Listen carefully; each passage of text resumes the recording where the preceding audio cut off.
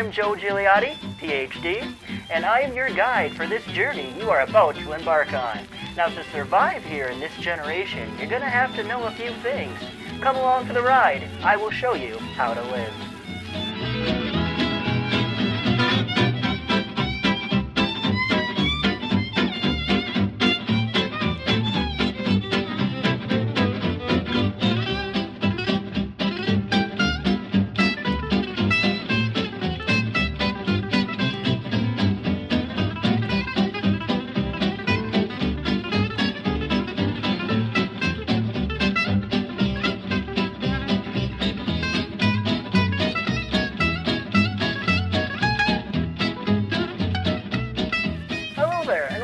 Yet another edition of How to Live. I'm your host, professor and educator, and a PhD, Joe Gigliotti, and I thank you for tuning in again. Our how-to lesson today is all about how to fly. Birds can do it, but we can't. But we can fly airplanes. So our first lesson of the day is going to be all about troop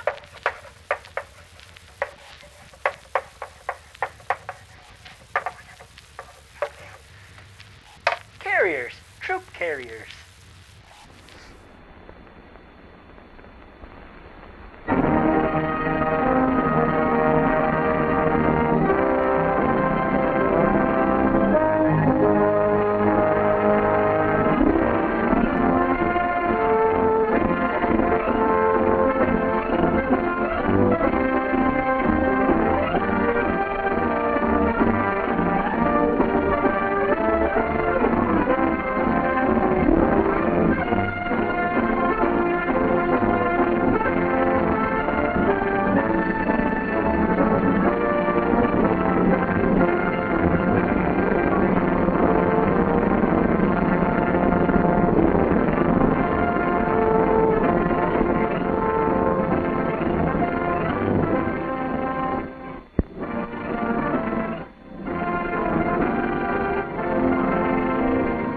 An unusual sight these days, marching men, soldiers marching all over the world. The airborne infantry also marches, but not far this time. They're plenty tough, trained for action anywhere, ready for it any time. On the ground, they can take care of themselves and the enemy.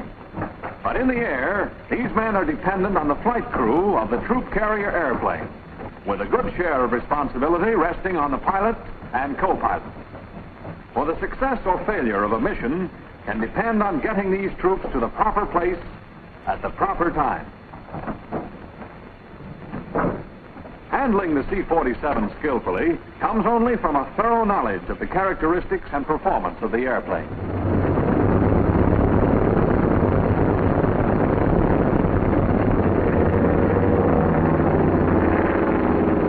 Look at this man. There was a day not so many weeks ago when he was a transition pilot. A day when he first started to learn the do's and don'ts of flying the C-47. Let's go back to that day. Here's Lieutenant Warren, a few weeks younger and a lot greener, but not too green. He knows enough to realize that the best insurance against accident is to know his airplane. That's why he's checking on the crew chief. Tires checked for blister cuts. Proper inflation. Hydraulic brake lines checked for leakage. Warren has been taught that there's more to his job than just sitting down in the driver's seat. A good half of this flying business takes place long before your wheels leave the ground.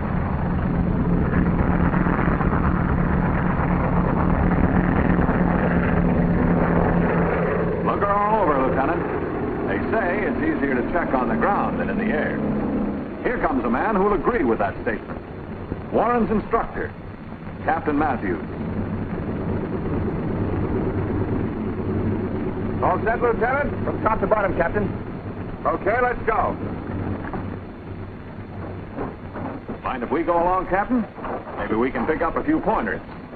We want to see what a transition pilot learns after he's through with his groundwork.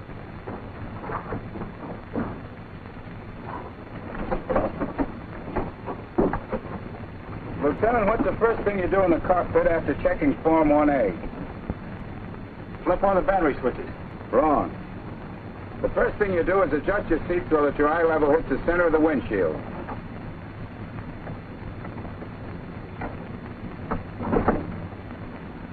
Now those battery switches.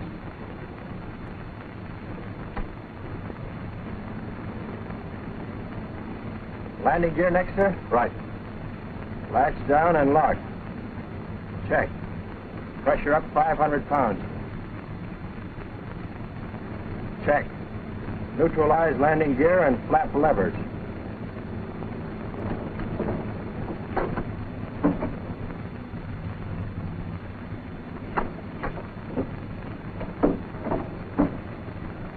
Check.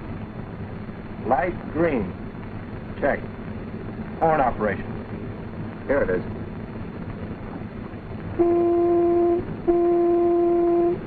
Check. Autopilot hydraulic valve off. Check. Fluid level. Okay, sir. How's the fuel supply? Left main 200. Right main 200. Left auxiliary 100. Right auxiliary 100. Total 600, sir. Good. Let's take the quadrant column now. Move the prop pitch controls back and forth to be sure they're free, and leave them full forward. The same applies to the throttle. Leave them 1/4 open, and the mixture control. Return to idle cutoff. Elevator tabs should be neutral. Oil shutters in proper position.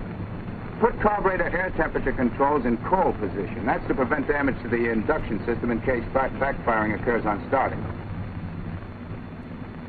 Set aileron and rudder tabs at 0. Turn autopilot off. De-ice is off. Parking brake on. Move cross feed valve on. Right, sir. Move static selector valve to top. Double check your gauge by setting your altimeter at field elevation. Tap the altimeter to remove any friction. Check your tachometer and airspeed indicator for 0 reading. Check your clocks. Now test the flight controls. Make certain that your rudder pedals are even and adjusted to you, and that you have free and maximum movement of the rudder,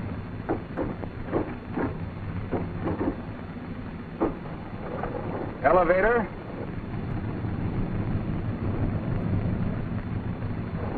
and aileron controls. Look out the window to see whether your aileron is moving. Right, sir. Check flap indicators for up position. Engine cowl flaps open. Yes, sir. Now we'll go through the starting engine check. Ready, sir? If the engines have been standing in excess of 1 hour, they should be pulled through by hand with the switches off. Of course.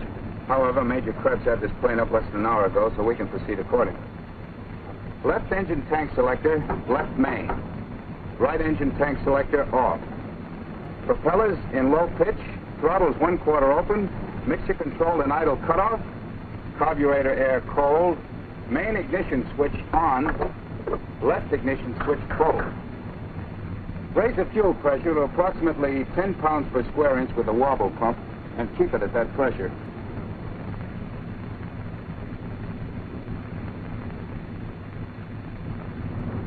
I'm going to start the left engine.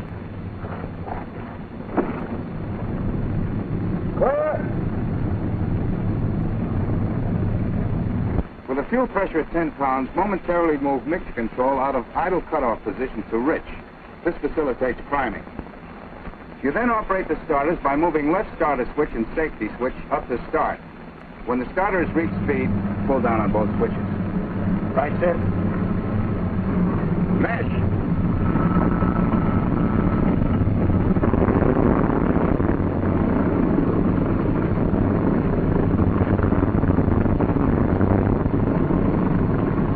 As soon as this engine fires, move mixture control immediately to auto rich and pull back keep the wobble pump working until the engine is functioning smoothly. Don't work it up and down too fast.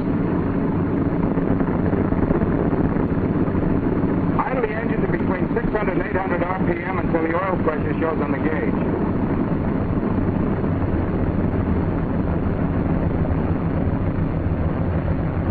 Pressure up, sir. You then adjust the throttle to 1,000 RPM.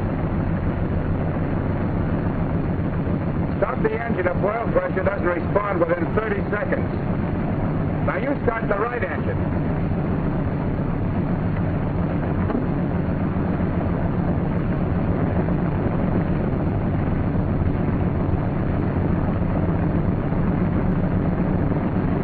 You may not be able to hear the start of the 12 to 15 seconds you bring it up to speed.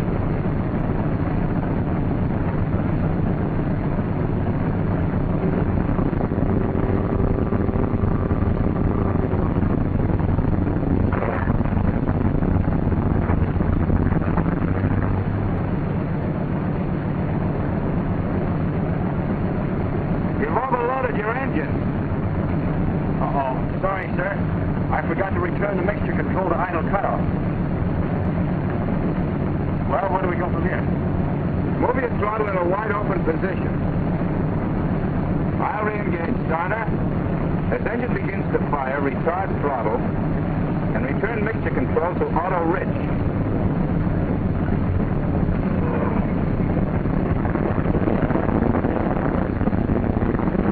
That's the idea. Here's your radio switch.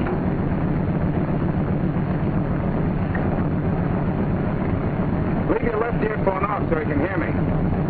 Right, sir? Call the tower for taxiing instructions.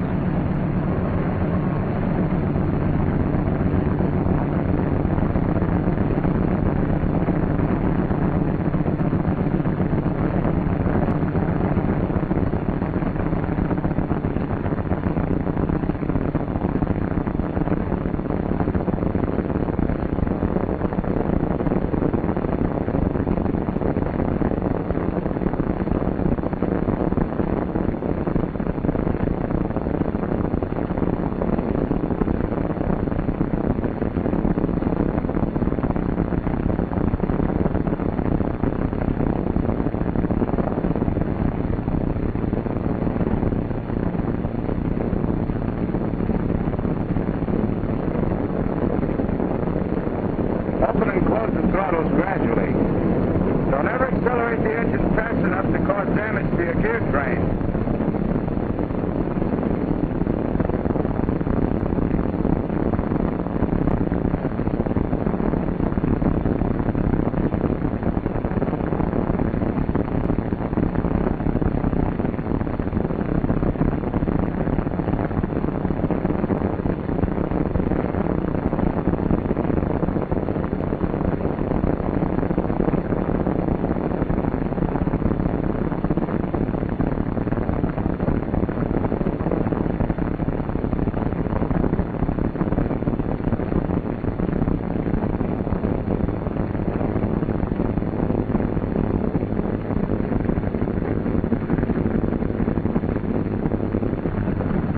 I release pressure on the toe pedal just before stopping to avoid brake locking or jerking the plane.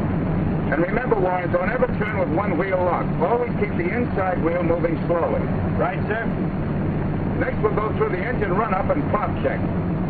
Warm up the engines from 800 to 1,000 RPM.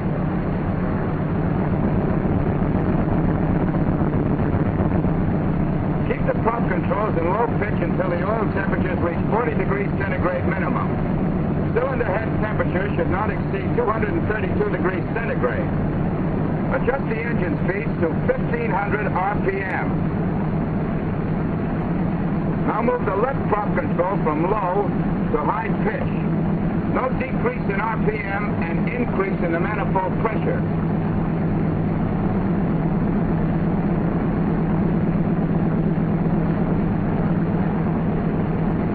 This also serves to bring warm oil to the prop dome.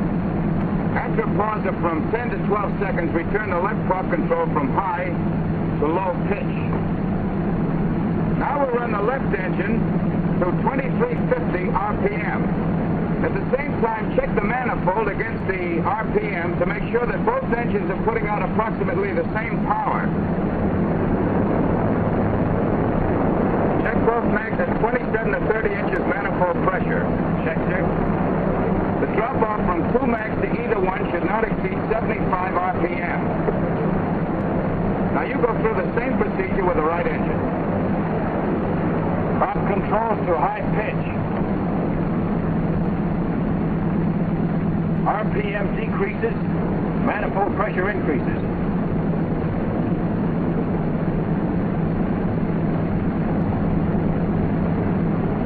Return to low pitch. Throttle, run up to 2350.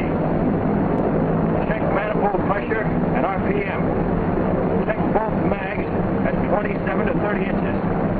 Drop off from both mags to 1 should not exceed 75 RPM. It all checks, sir. That's fine, Lieutenant. Now go through the takeoff check. Fuel selector mains. Mixture rich. Carburetor heat full cold. Oil shutter okay. Trim tabs neutral. De-icer valve off. Prop full low. High RPM. Cross-feed valve off. Cowl flaps. Trail. Wing flaps. Up. Check for freedom of flight controls.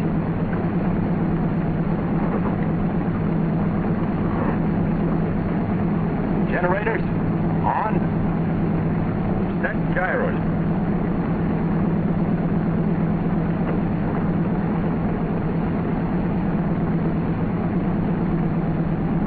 As co-pilot, here are your takeoff duties. Watch the pressure instruments. Be ready to use the wobble pump whenever necessary.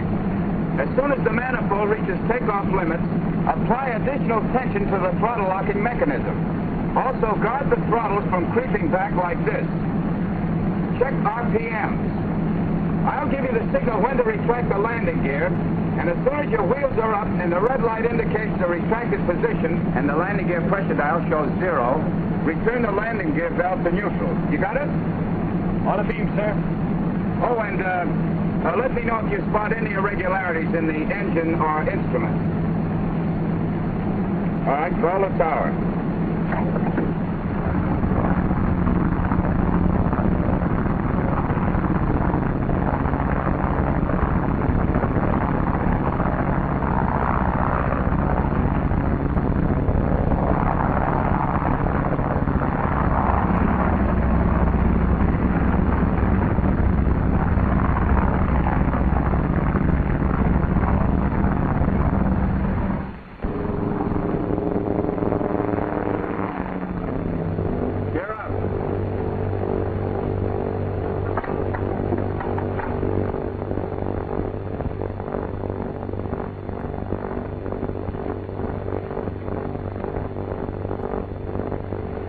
Wheels up. Pressure 0. Neutral. Throttle back to 35 inches manifold.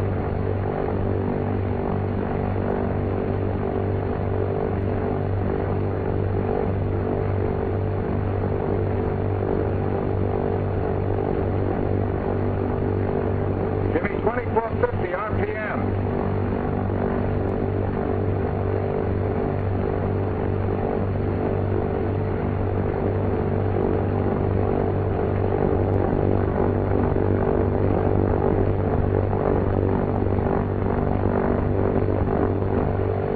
The engine cowl flap should be closed and the valve returned to off position. Reduce engine power to desired cruising setting. Put the mixture control in auto lean. Change to auxiliary tanks. Be sure you change the gauge with the tanks. Now I'll show you how the autopilot operates. First, make sure your gyros are uncaged. I'll adjust the speed control valve.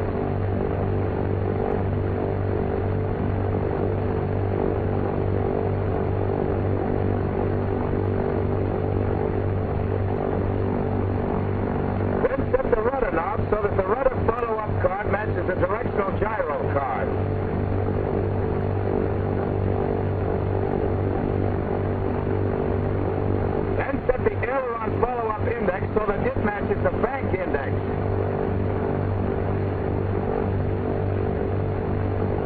Then set elevator alignment index to follow-up elevator follow-up index.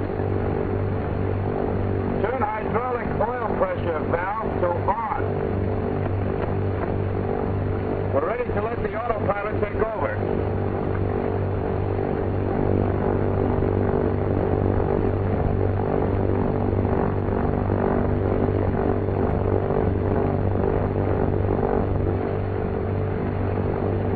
That's quite a gimmick. Does everything but cook. Don't get too sold. It's still all right, but it shouldn't be used unless conditions permit of safe control. Meaning? It shouldn't be operated unless one rated pilot is on watch maintaining a close check on the plane and instruments. Hey, what's that? Only the window faster. That's something I forgot to check.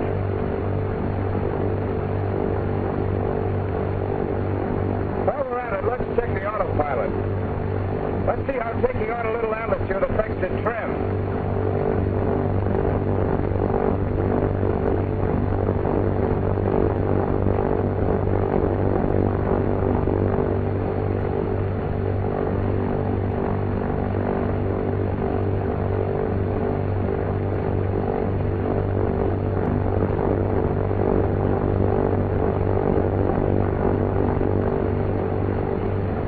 Disengage the pilot.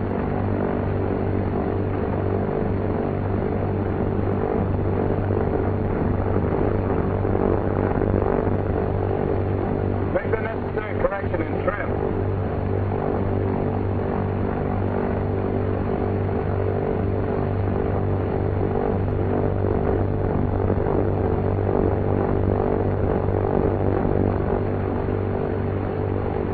Doesn't take much to throw the ship off, does it? Very little. Changing altitude, giving the C-47 more power, or a shift in load will easily throw it out of trim. While we're on the subject, Captain, how about giving me some of the zones? Very well, Lieutenant. To begin with, don't fly the C-47 at over 207 miles per hour, or do more than 255 in a glide. It's not a fighter job, you know. Maneuvers such as dives, spins, loops, Immelmans, inverted flight, and so forth are definitely out. In other words, you'll act nice so long as you don't try to play around.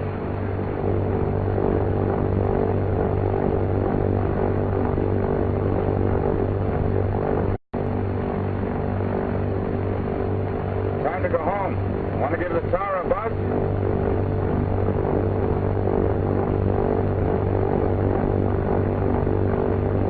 Change fuel quantity gauge switch and we'll go back to the main tank.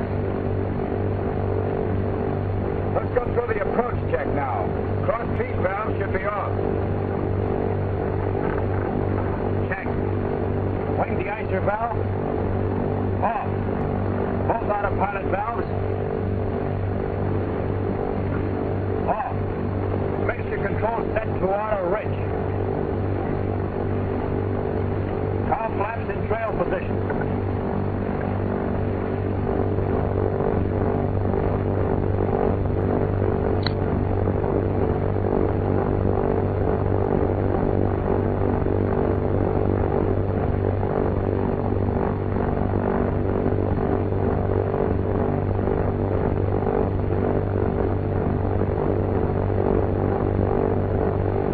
What's my airspeed?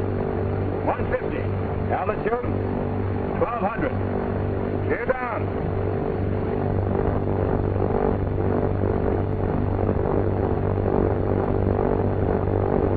Gear down and left. Light green. Pressure up. Neutral. I have a wheel. I have a wheel. Is the tail wheel locked? Locked. I'm going to depress the brakes to check for normal pedal pressure.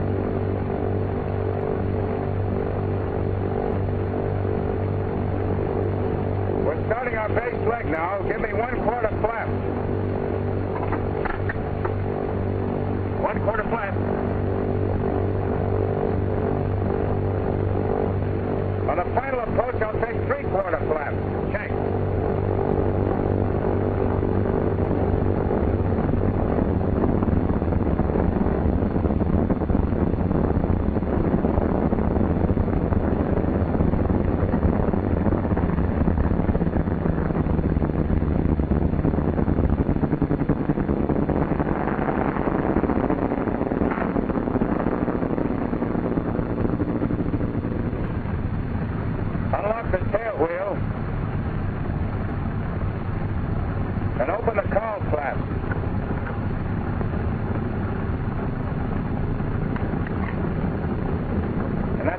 do it. Except, of course, that in the C-47, as in any airplane, the landing isn't complete until the wheels have stopped moving. Is the procedure very different for a single-engine landing? There's a single-engine checklist on the hatch. It's really easier to show you than explain. Let the tower know what we're up to, and I'll demonstrate. Tower from Army 25.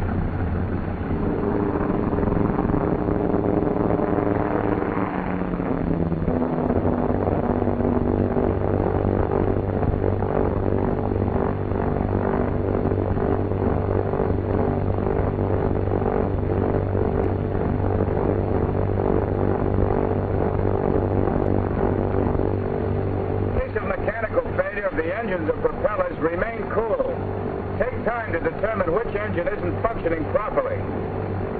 Okay, here we go. First, I increase the power of the good engine to maximum required. Enrichen the mixture. Then I put the propeller on the good engine in low pitch. When do you change the gas selector valve to the tank with the most fuel in it? Right now, that's the next step. Left brain, sir. I close the oil shutter on the bad engine. Check the gear up, flaps up. Gear up, flaps up. I pull the throttle of the bad engine back. Also the prop pitch control. And I return mixture control to idle cutoff. Now we're ready to feather that prop, so we hit the feathering button.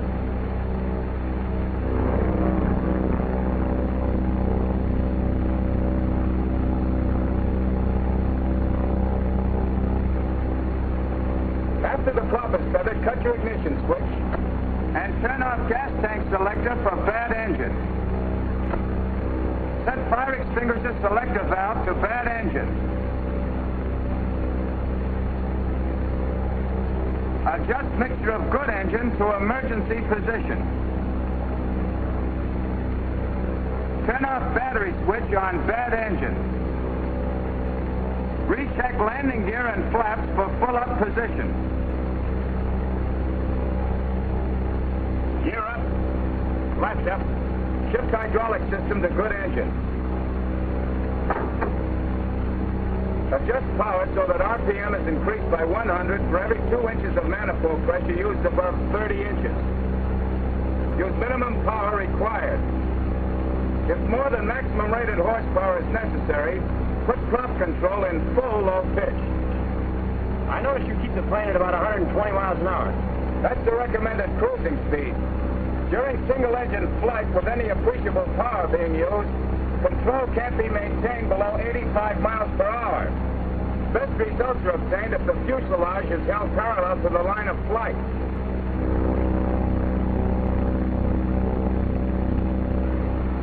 What's the reason for dropping the wing on the live engine side 3 degrees? Because I want to counteract the skidding effect of the rudder force. This attitude produces minimum drag and maximum cruising speed with a given power. Catch on? Yeah, I get it. But to keep all that stuff in your head, you sure have to be a walking check order. Or a flying one. But don't worry, Warren. When you get onto it, you'll be able to feather a prop or adjust a one motor in a matter of seconds. But there are about 20 steps to go through. All right, figure a second for each step. It took me longer just now because I was explaining it to you as I went along. Here, I'll unfeather the prop and show you what I mean. In unfeathering, with throttle closed and prop in decrease, you switch the ignition to both. Check. Make sure mixture control is in idle cutoff. Turn engine fuel tank selector to desired tank. And push the feathering button and hold until the prop windmills to between 600 and 800 RPM.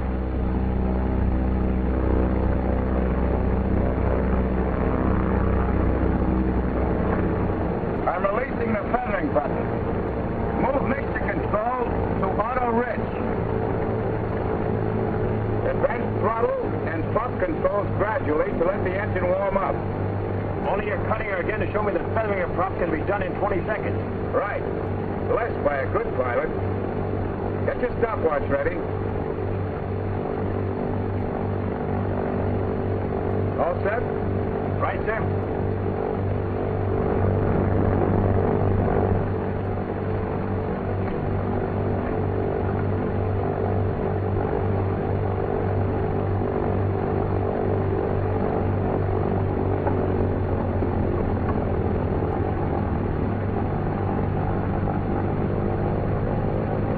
There she is.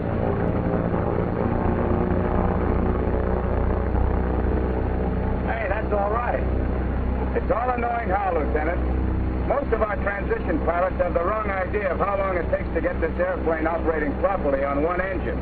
If they get this procedure down pat, there'd be a lot fewer accidents. Yeah, I can see that. Now for that single-engine landing. We're clear with the tower, aren't we? Right, sir.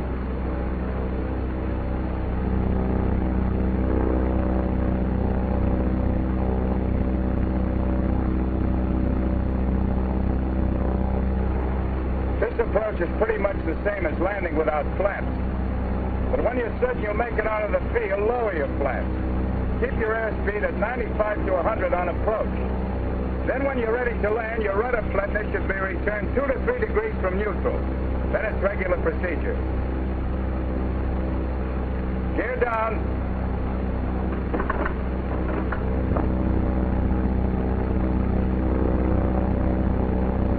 Gear down to last.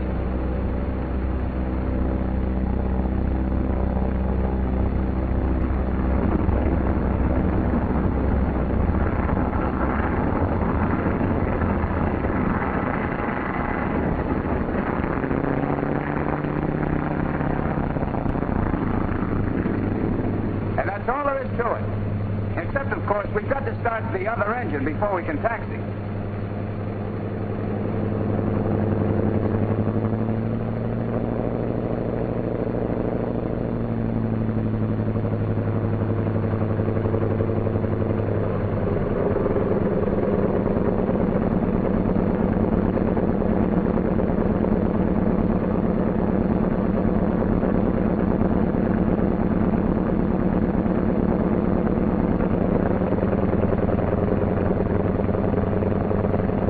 We idle at 1,000 RPM to cool the engines below 180 degrees centigrade. Now on the next step. Reach for 4-1A.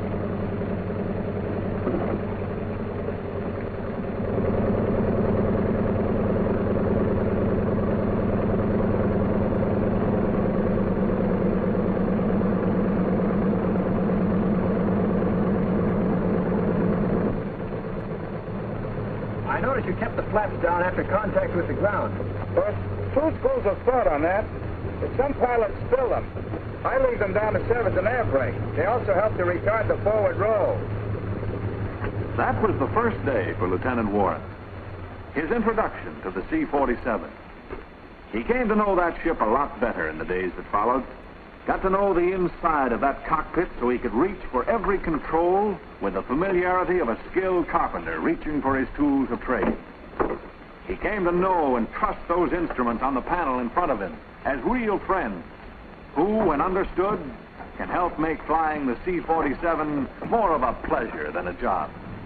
Yes, piling up those necessary hours of transition training taught Lieutenant Warren many things. Safety in the air and on the ground became a matter of habit. Little things like checking to see if the crew chief had locked the rudder, elevator, and ailerons became important things to this man, whom so many others would soon depend upon. You remember where we first met him. Let's put him right back up there, in the cockpit of that C-47 where he belongs. He and his co-pilot, twin custodians of the lives of these men. They've got to be good, these pilots of the Troop Carrier Command. They've got to be good to fulfill the command's motto. He conquers who gets there first.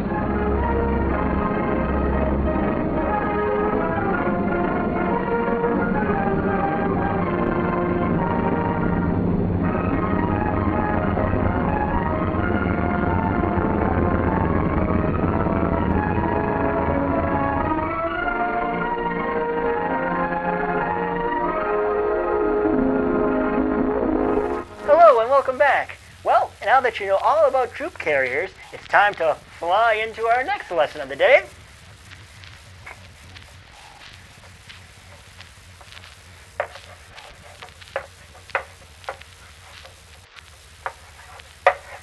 B-17s. B-17s.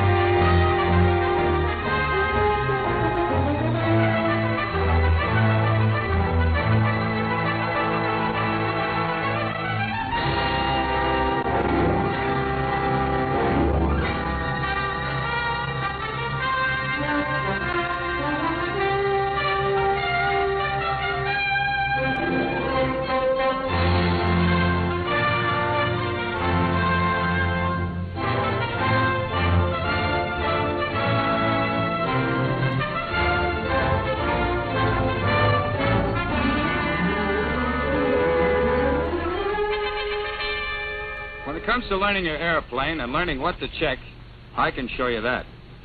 But making it a habit, that's up to you. And this is where you make it a habit. Right here where you begin your training as a B-17 pilot. You've got a nice new airplane to start on. Got your forms, weather code, and radio charts? Right here, sir. Okay. Our chutes and other equipment are already in the plane. You know, this business of checking an airplane works two ways. It's life insurance for you if you do, but it can be murder if you don't.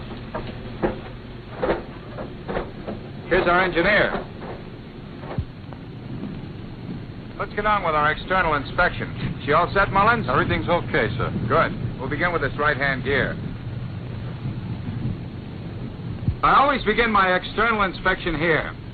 It pays to have one definite starting place. You see, the idea is to make a circle tour of the plane, inspecting as you go.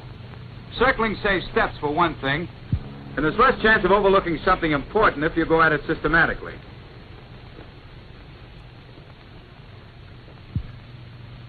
Actually, this whole inspection will soon go very fast for you. You get so you can spot something wrong as quickly as that. But we're in no hurry today, though, so we'll take things easy. You want to know about your tires for takeoffs and landings. That means checking the slippage marks to see that the tire hasn't turned on the rim, checking the outboard brake line for any signs of oil leakage, and checking the tire tread for cuts, breaks, or other damage that might prove serious. Wheel chokes need to be there when the engines are started. And the brake line here on the inboard side should be snug and dry like the other. Now for the oleo. B-17s have beautiful oleos, they say, but they've got to be just right for the ship's load. There's supposed to be 1.5 inches of that shiny cylinder showing, isn't there? That's right.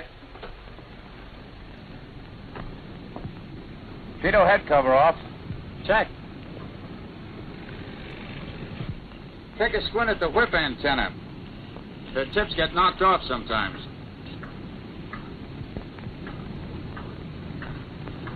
Get the hatch, will you, Sergeant? Yes, sir. Now to the other oleo and tire. When you finish with this left-hand gear, examine the turbo wheel on this engine. Look for cracks, especially at the welded joints. Check the wheel itself for clearance. 3/32 of an inch all the way around, and turn the wheel to check balance. Watch for broken or missing bucks in the wheel as you turn it. It doesn't hurt to check the mechanical linkage on the wastegate either.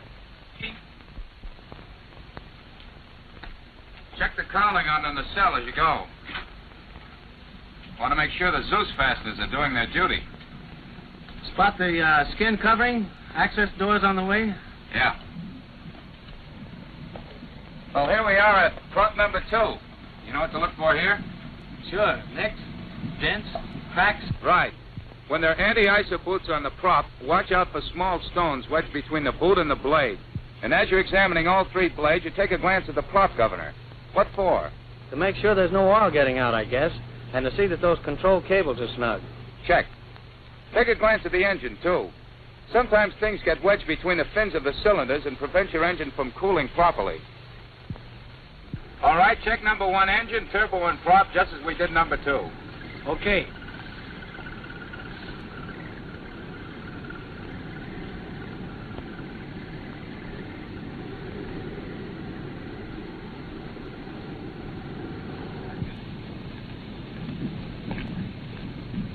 Okay for number 1. Check your de-icer boot on this side.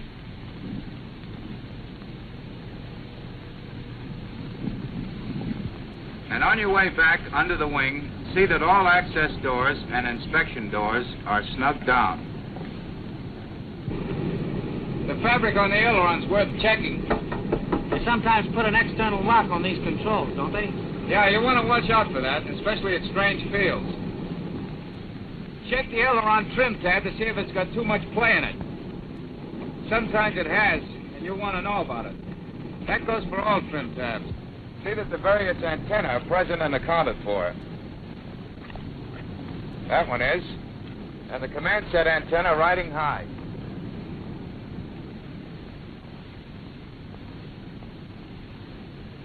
Ball turret door secure. Guns horizontal and pointed to the rear. Trailing antenna anchored.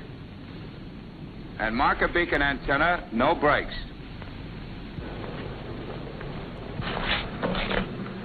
The de-icer boot on this stabilizer looks okay.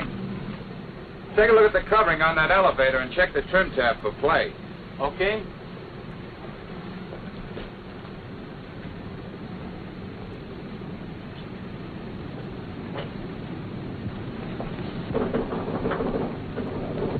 Looks okay to me. Check the rudder covering and the rudder trim tab.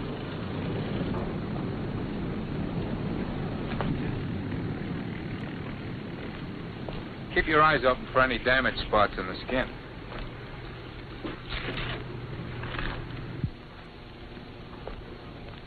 And while you're here, it's a good idea to see if you've got an elevator downspring. If it's on the airplane, you can see it easiest through this tail gunner's hatch. You see it up there in the elevator control arm? Yeah, don't all B-17s have them? A lot of them do, but you should check to make sure. Downspring will affect the trim of a ship, especially on landing. Well, what's next? A repeat on the right wing of the inspection we made on the left, except, of course, there's no trim tab on the aileron. Check the underwing skin and access doors, engines 3 and 4, including the turbos and props. Do that yourself. I'll meet you here at the door. Right.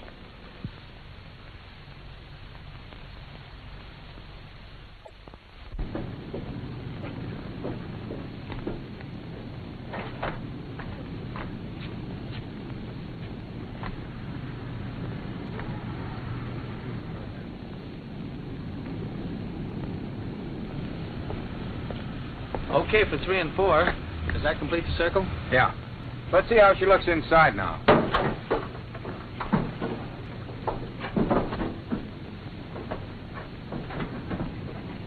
We'll start with the tail oleo.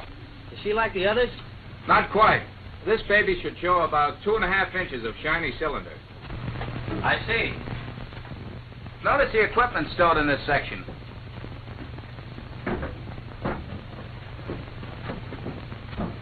Look for anything loose.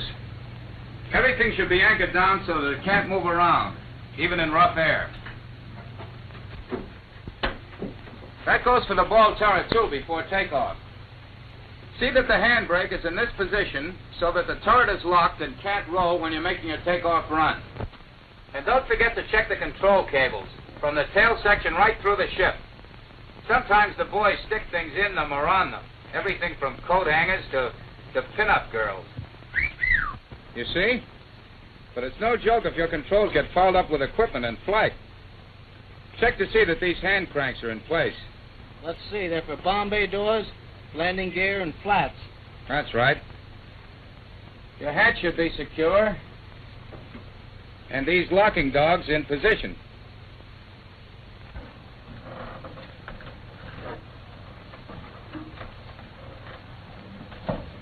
Another very important point comes up here. The plane's loaded weight and CG. They should all be computed for you before you get into the ship, ready for you to check. Figuring them is usually the co-pilot's responsibility. I've done it a couple of times. Well, this computer's pretty simple, and it's got good written instructions on it. The important thing to remember is to use the computer that comes with the airplane. It's adjusted for that particular plane, and it mightn't work on some other B-17. Well, the pilot is mainly interested in these figures from a flying standpoint, isn't he? You've got to check them before every flight, so you'll know exactly what the load is and where it is. Weight and CG affect the trim of a ship on takeoffs and its stability characteristics in flight. And you want to know exactly what the effect's going to be.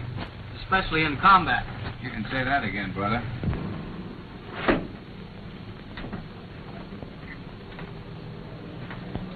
There's a fire extinguisher to check here. Safety wire unbroken. Mounting okay. Good. Let's see about the Bombay now.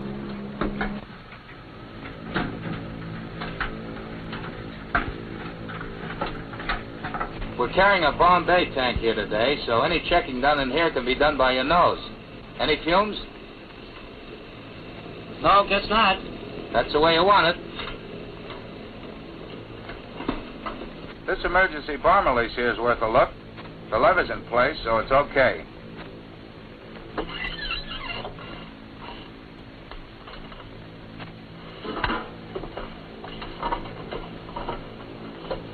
Here, I'll take your briefcase. Thanks.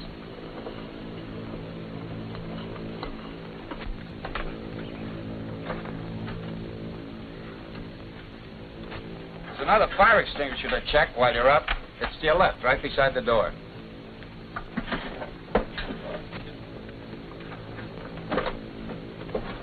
It's okay. Anything else, Captain? One more thing. Before you climb into the pilot seat, take a look out the side windows along the tops of the wings. Are all the access doors and covers closed? All closed. Now we start the cockpit check, huh? As soon as you get settled.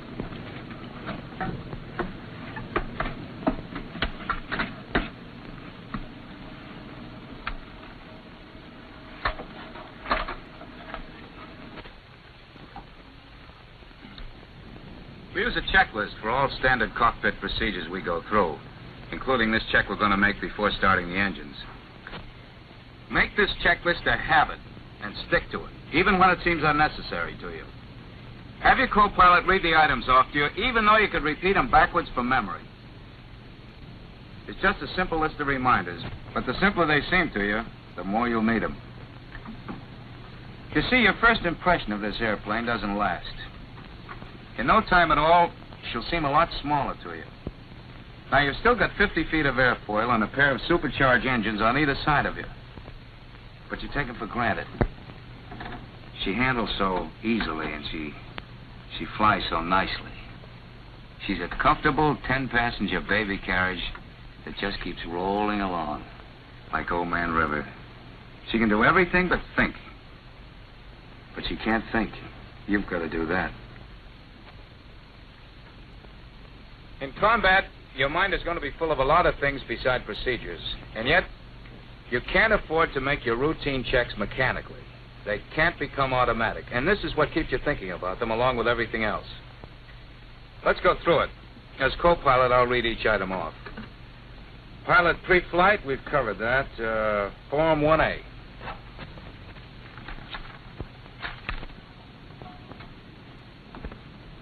There's no doubt about the importance of Form 1A. It tells you a lot of things you want to know about the airplane. Be sure to note the exact amount of fuel it says we have aboard. The ship's on a red diagonal, I see, because of some minor defects. Think she's okay to fly? Yes, sir. It's just that compass on the bomb door warning light.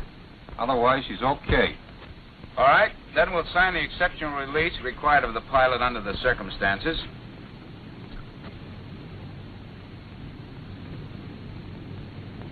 That's right.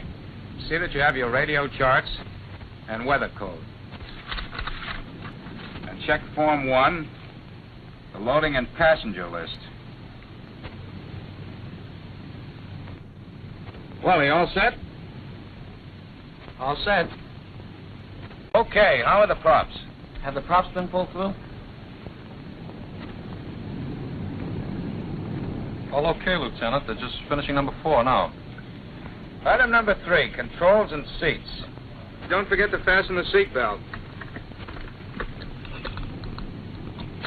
Get your seat adjusted. The adjustment lever's on the outboard side. You want the rudder pedals within easy reach. Close enough that you can keep your back against the back of the seat and get full rudder. Okay for me. Fine. Now for the control check. Are the controls unlocked, rudder and elevators? They're unlocked. Better check the lock itself. Make sure it's all the way down and latched. Check. Now for the aileron lock. That red ribbon's there as a reminder. Unhitch the ribbon from the throttle. Check. And wind it around the locking pin. The pin goes in that clip on the side of the control column. Yes, sir. All of the control surfaces are visible from here. I'll check full right rudder and the elevator on my side, and you can see the rest of them from where you are. With the wheel forward, give a full right aileron and call out what you see. Right aileron up. Check, right elevator's down. Left elevator down, left aileron down. Now give a full right rudder.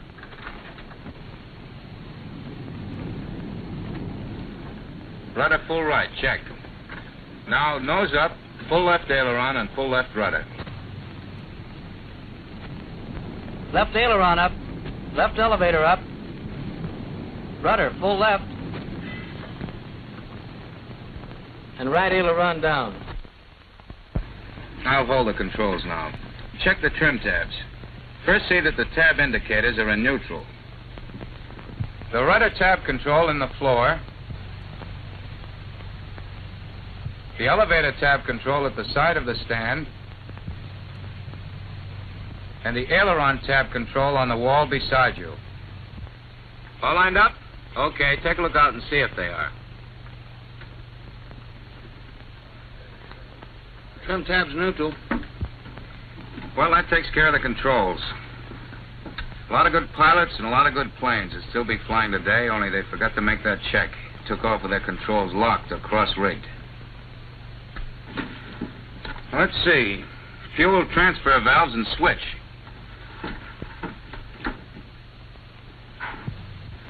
Off. Now, from here on until we start the engines, this cockpit check is a sort of a circle tour like our external inspection. Item number 5, intercoolers. Cold. Gyros. This one's uncaged, and so's the horizon. They always should be, shouldn't they? On this airplane, yes. We don't intend to do any fancy nip-ups. Fuel shut-off switches. Open. Landing gear switch. Neutral. Cowl flaps. Open right. Open left. Locked. You want all possible airflow around your engines when starting and warming up. Otherwise, local hotspots might develop that would ruin your cylinders. Turbos. Off. You bet. You want that wastegate open so that backfires during starting won't be bottled up in the exhaust. Idle cutoff's the next item. The 4 mixture controls here. Check. They're okay. Throttles. Closed. High RPM. Check. Autopilot. Off. The next items are right down that wall beside you. De-ices and anti-ices, wing and prop. Off. Cabin heat control. Off. Generators. Off. Well, that takes care of the first section. Now we'll get set on the next. Starting engines? Right. Part of our team in this procedure's on the ground. Now, the first item under starting engines is fire guard. There should be a man with a fire extinguisher near each engine as it started. Now, he'll probably be out on your side since we start number 1 first, then 2, 3, and 4. Is he there? He's ready and waiting. Okay. But make sure there's no one near those props. Warn your ground crew. Props clear. All clear. Master and ignition switches. On. Batteries and inverters. We'll start by turning on the alternate inverter and using it to test our batteries.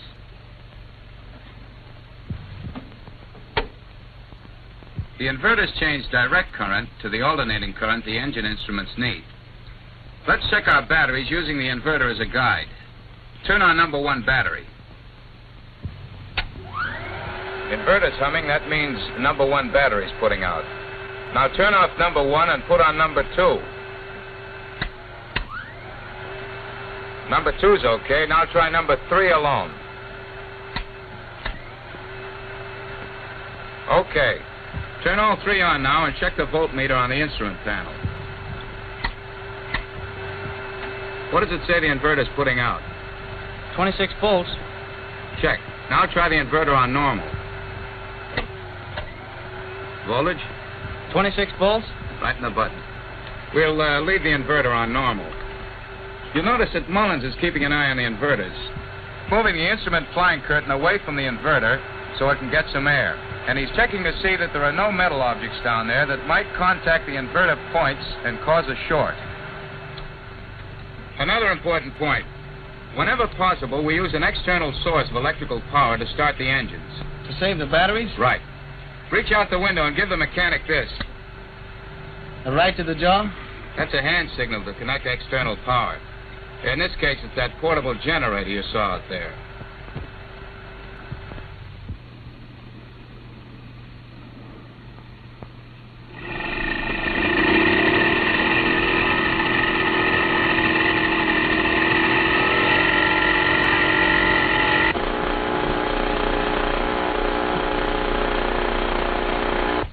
Parking brakes and hydraulic check. Brakes on. Pressure? About 800. Check. Booster pumps and pressure. On. Check. Carburetor air filters on to keep dust out of the engine. Fuel quantity. Tanks 1, 2, 3, 4. Right and left. All full. Okay. We're all set to go. Signal to start number 1.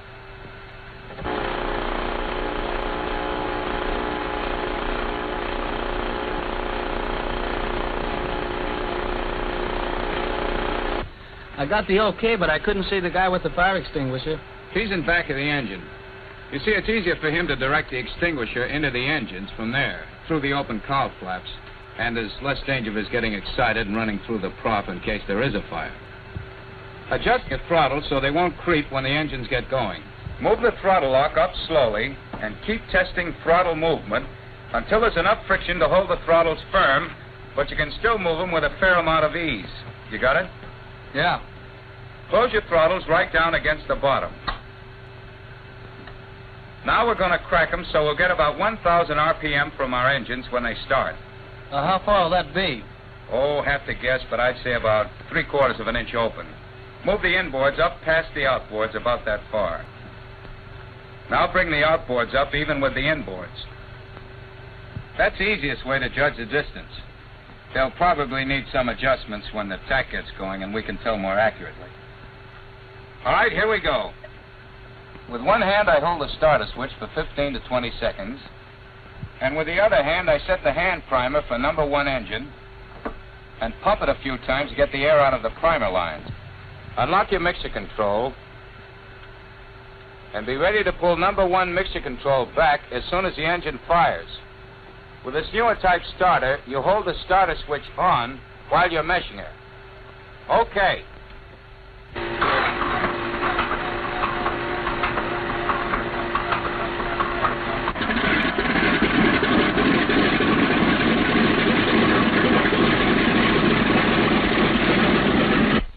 Check your oil pressure. If it doesn't rise in 30 seconds, the engine has to be shut down and the trouble investigated. All right? Check your RPM. Adjust your throttle for 1,000. Number 1's okay. Signal to start number 2.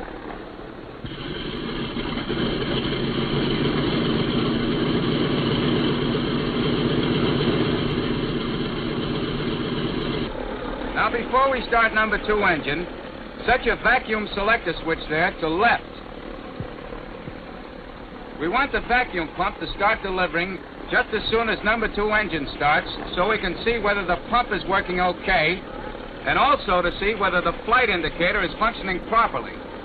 The horizon should snap into position firmly and quickly just as soon as the number 2 engine starts. All right, let's start her. From here on, it's just like number 1.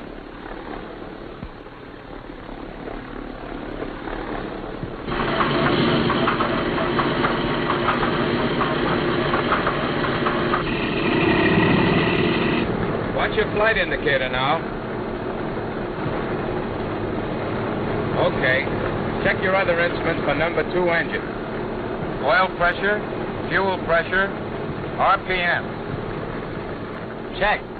All right, 3 and 4 are just like number 1.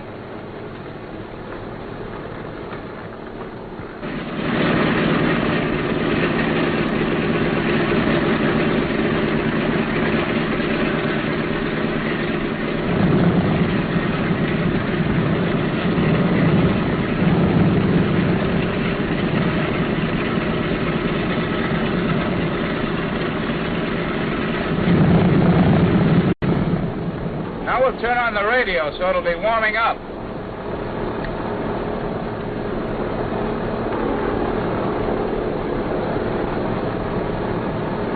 Get on your interphone. We can talk easier.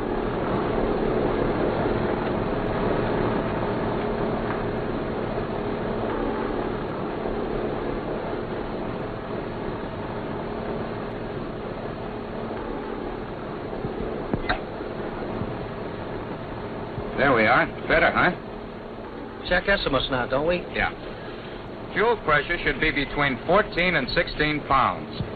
The oil temperature's high enough now that we can advance the throttles to about 1,200 RPM so the engines will warm up faster. Always move the throttle steadily and not too fast. Otherwise, there's danger of backfire, which might damage the engines or the turbos. Now the wing flap indicator. The only way to check it is to operate the flaps. The assistant engineer in the waist can watch the flaps from the side windows. Today, we'll have one of the student waist gunners watch them. Waist gunner from co-pilot, over. Co-pilot from waist gunner, over. We're going to check flap operation. Are the flaps clear? Flaps all clear, sir. Roger. Check to see that the flaps lower evenly. And report when the flaps are full down. Roger.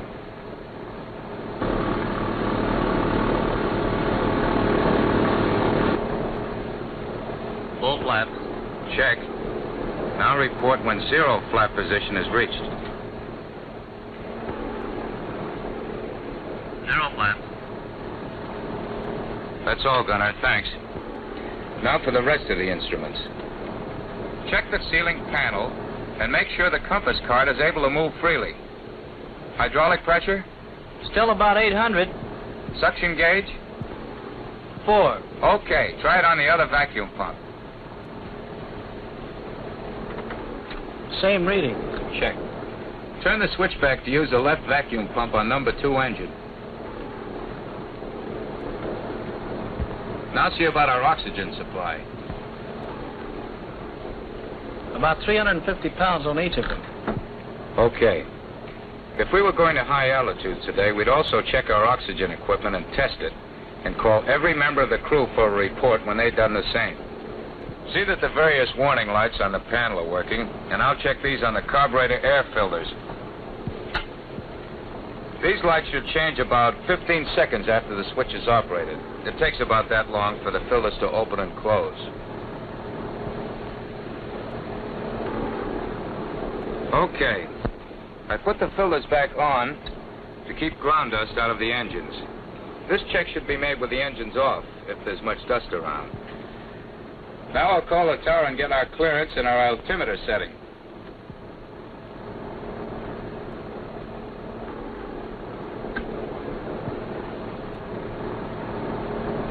Alden Tower, this is 230641, over. 641, this is Alden Tower, over. Alden Tower, this is 641. Request taxi instructions for 3-hour local flight. Pilot Phillips, over. 641, cleared to runway 20 to the southwest, over. 641, roger.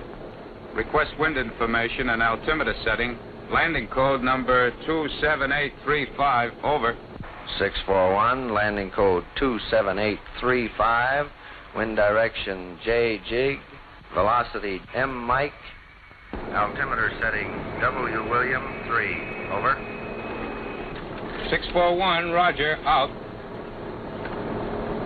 Altimeter setting okay? Okay. Throttle your engines all the way back and we'll get ready to taxi. Signal to have external power removed and wheel chocks cleared.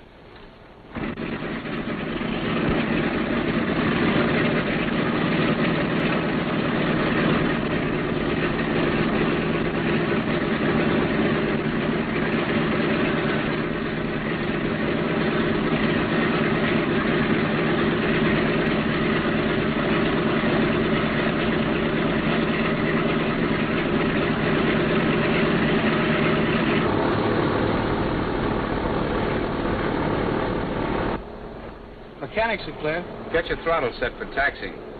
You'll be using the two outboard engines to maintain directional control. Reset your friction brakes so they'll handle easily. All set? All set. Tail wheel unlocked. Brakes off.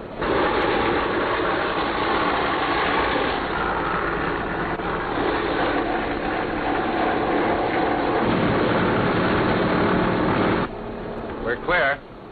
Slow her down a little with the brakes and turn her so she's headed down the ramp this way. Use your throttles to make the turn. Brakes are used to slow the plane, mostly. That's it.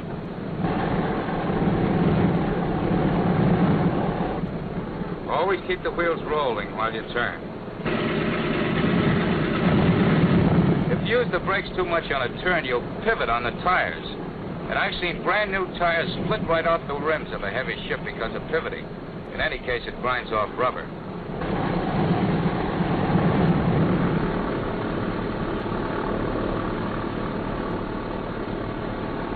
She's rolling straight now. How do you keep her that way? Tail wheel locked. Tail wheel locked. Make sure your co-pilot keeps his eyes peeled while you're moving out, especially when you're passing planes parked on his side. He can see them if they start to move out, but you can't. We'll switch over to command now to stand by tower frequency while taxiing. Uncover your inside ear so we can talk.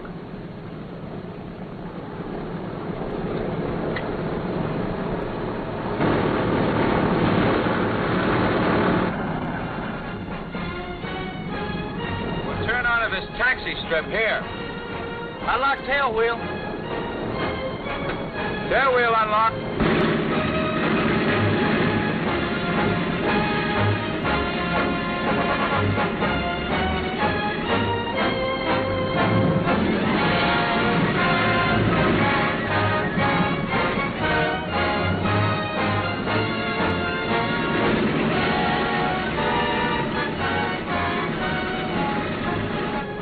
We'll use interphone now until ready for takeoff. There. And in a few months, it's second nature.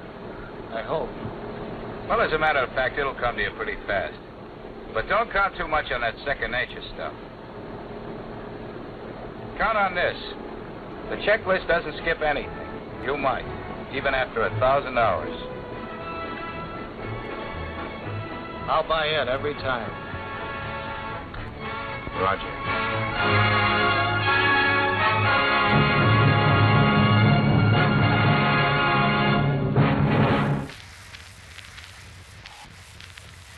All right, folks. Well, that should just about wrap it up for this episode. You should have your wings ready, your feathers are ready, and all set to fly away because you now know how to fly, thanks to the latest episode of How to Live. I've been your host, Joe Gigliotti, and I'm a PhD. I thank you for watching. Keep it simple. We'll see you next time.